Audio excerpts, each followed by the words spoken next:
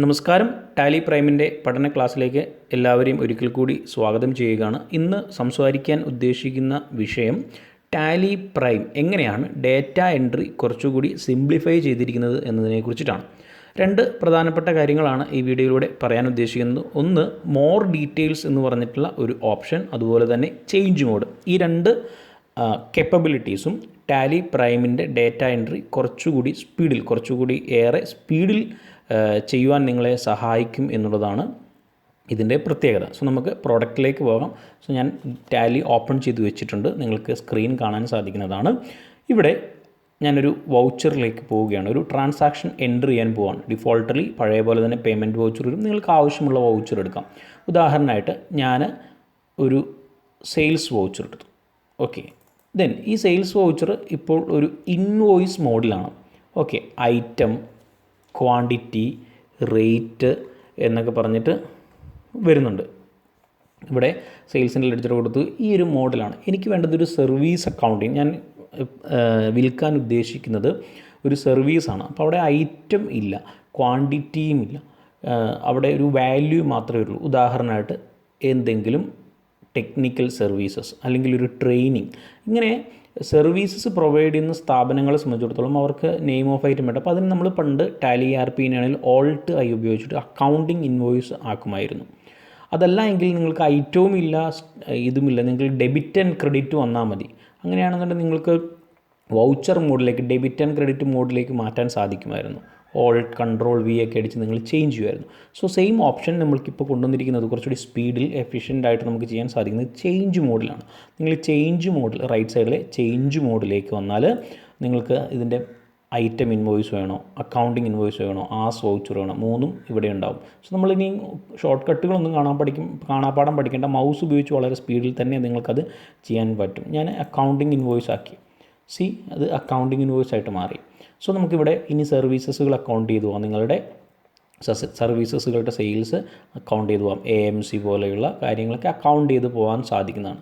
ഈ ഓപ്ഷൻ എല്ലായിടത്തും ഉണ്ട്. ഇപ്പം ഞാൻ പർച്ചേസ് വൗച്ചറിലേക്ക് വന്നു കഴിഞ്ഞാൽ അവിടെയും നിങ്ങൾക്ക് ഈ ഓപ്ഷൻ അവൈലബിൾ ആണ്. Okay, change mode. ഇതുപോലെ തന്നെ ഓരോ വൗച്ചറുകളും ആ വൗച്ചറുകളുമായി ബന്ധപ്പെട്ട ഓപ്ഷൻസ് അവൈലബിൾ ആണ്. ഇപ്പോൾ ഞാൻ പേയ്മെൻറ്റ് വൗച്ചറിലേക്ക് വന്ന് ചേഞ്ച് മോഡ് എടുക്കുകയാണെങ്കിൽ അവിടെ സിംഗിൾ എൻട്രിയും ഡബിൾ എൻട്രിയും ഉണ്ട്. അതാണ് കൂടുതൽ നമ്മൾ കണ്ടിട്ടുള്ളത്. അതുപോലെ തന്നെ കോസ്റ്റ് സെൻറ്ററിൻ്റെ അലോക്കേഷൻ, ബാങ്ക് അലോക്കേഷൻ, പേറോളിന് വേണ്ടിയിട്ടുള്ള എംപ്ലോയി അലോക്കേഷൻ, ഇതെല്ലാം അവിടെ വന്നിട്ടുണ്ട്. അപ്പം നമുക്ക് ഒരു ക്ലിക്കിൽ തന്നെ നമ്മുടെ വ്യത്യസ്ത വൗച്ചർ മോഡുകളിൽ ട്രാൻസാക്ഷൻ എൻട്രി ചെയ്യാൻ സാധിക്കും. വളരെ സ്പീഡിൽ ഇത് ആക്സസ് ചെയ്യാൻ പറ്റും. മറ്റൊരു പ്രത്യേകത, നിങ്ങൾ അതർ വൗച്ചേഴ്സിലേക്ക് വന്നാൽ ബാക്കിയുള്ള വൗച്ചറുകളെല്ലാം ഇവിടെ ഉണ്ടായിരിക്കും. സോ നമുക്ക് കൂടുതൽ വൗച്ചറുകൾ വേണമെങ്കിൽ നിങ്ങൾ അതർ വൗച്ചേഴ്സിലേക്ക് വരണം. അവിടെ വന്ന് നിങ്ങൾക്ക് മൗസ് കൊണ്ട് സ്ക്രോൾ ചെയ്യാം. ഉദാഹരണം, നമ്മൾ ഏറ്റവും കൂടുതൽ ഉപയോഗിച്ചിട്ടുള്ള ഒരു വൗച്ചറാണ് സ്റ്റോക്ക് ജേണൽ. സ്റ്റോക്ക് ജേണലിലേക്ക് വന്നാൽ പഴയ പോലെ സ്റ്റോക്ക് ജേണൽ അവിടെ ഉണ്ടാവും.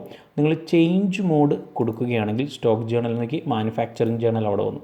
ദെൻ നിങ്ങൾക്ക് ഇൻ്റർ ഗോഡൗൺ ക്ലാസ് ഒക്കെ വേണമെന്നുണ്ടെങ്കിൽ നിങ്ങളത് ഗോഡൗൺ എനേബിൾ ചെയ്തിട്ടുണ്ടെങ്കിൽ നിങ്ങൾക്ക് അതും ഇവിടെ ലഭ്യമാവും.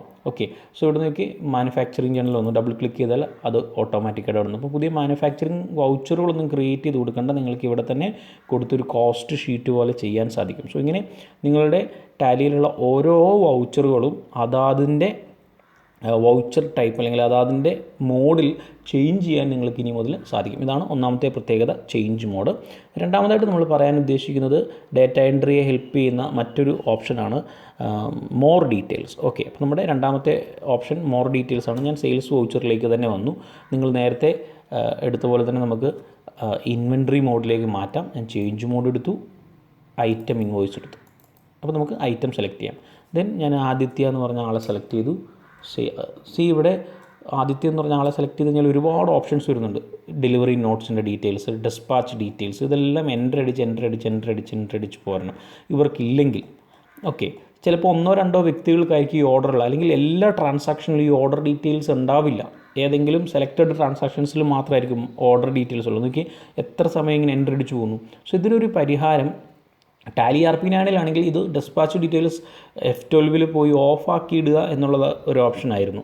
ഇവിടെയും അങ്ങനെ ഒരു ഓപ്ഷൻ ഉണ്ട്. പക്ഷേ വേറെ പ്രശ്നമുണ്ട്, നമുക്കിനിയും അഡീഷണലായിട്ട് വേറെ ആൾക്ക് ഇത് വേണമെന്നുണ്ടെങ്കിൽ പിന്നെയും പോയി എനേബിൾ ചെയ്യണം. എനേബിൾ ചെയ്താൽ ഈ പറഞ്ഞ എല്ലാം വരികയും ചെയ്യും. സോ നമുക്ക് ആദ്യം ഒന്ന് ഡിസേബിൾ ചെയ്ത് നോക്കാം. അപ്പോൾ ഞാനിവിടെ F12 അടിച്ചു. നിങ്ങൾക്ക് ഇവിടെയാണ് ബയ്യർ ഡീറ്റെയിൽസ്. നിങ്ങൾക്ക് ആവശ്യമില്ലെങ്കിൽ അത് നോ ആക്കാം, ആവശ്യമുണ്ടെങ്കിൽ അത് എനേബിൾ ചെയ്യും. ഇപ്പോൾ ഞാനിവിടെ ഡെസ്പാച്ച് ഡീറ്റെയിൽസ് നോ ആക്കി, ഓർഡർ ഡീറ്റെയിൽസൊക്കെ അപ്പോൾ തന്നെ നോ ആയിട്ട് വരും. ദെൻ ഞാനിവിടെ സേവ് ചെയ്തു. ദെൻ ഒന്ന് ബാക്ക് അടിച്ച് വന്നു കഴിഞ്ഞാൽ നിങ്ങൾക്ക് ഇപ്പോൾ പാർട്ടി ഡീറ്റെയിൽസ് മാത്രമേ കാണിക്കുകയുള്ളൂ. ഓക്കെ, ദെൻ നിങ്ങൾക്ക് അതും വേണ്ടെങ്കിൽ നിങ്ങൾ F12 അടിച്ചിട്ട് പാർട്ടി ഡീറ്റെയിൽസ് കൂടി ഡിസേബിൾ ചെയ്ത് ഇടാം. ഓക്കെ,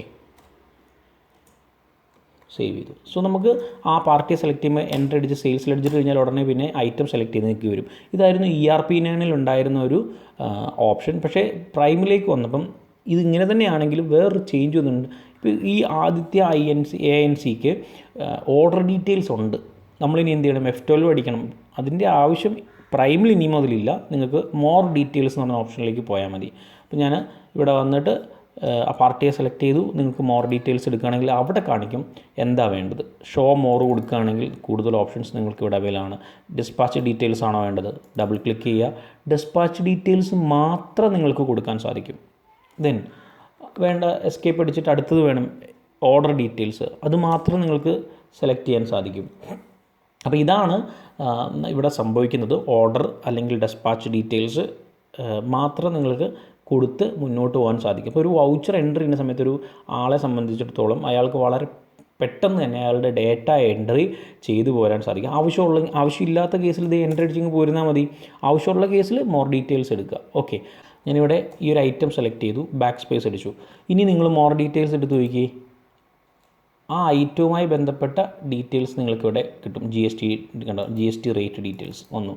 നോക്കി, ആ ഐറ്റവുമായി ബന്ധപ്പെട്ട് നിങ്ങൾക്ക് ടാക്സ് റേറ്റ് സെറ്റ് ചെയ്യാനുള്ള ഓപ്ഷൻ ഇവിടെ വന്നു. ഓക്കെ, ദെൻ നിങ്ങൾക്ക് ഐറ്റമൊക്കെ എൻ്റർ അടിച്ചു, നമ്പറെല്ലാം കൊടുത്തു, എൻ്റർ അടിച്ച് അടുത്ത ലൈൻ ഐറ്റത്തിലേക്ക് വന്നു. മോർ ഡീറ്റെയിൽസ് എടുത്ത് നോക്കിക്കഴിഞ്ഞാൽ ഏത് ഐറ്റത്തിൻ്റെ ആണെന്ന് ചോദിക്കും. നിങ്ങൾക്ക് ആ ഐറ്റം അവിടെ സെലക്ട് ചെയ്ത് കൊടുത്തു കഴിഞ്ഞാൽ ആ പർട്ടിക്കുലർ ഐറ്റത്തിൻ്റെ അഡീഷണൽ ഡീറ്റെയിൽസ് ഇവിടെ എൻ്റർ ചെയ്യാൻ പറ്റും.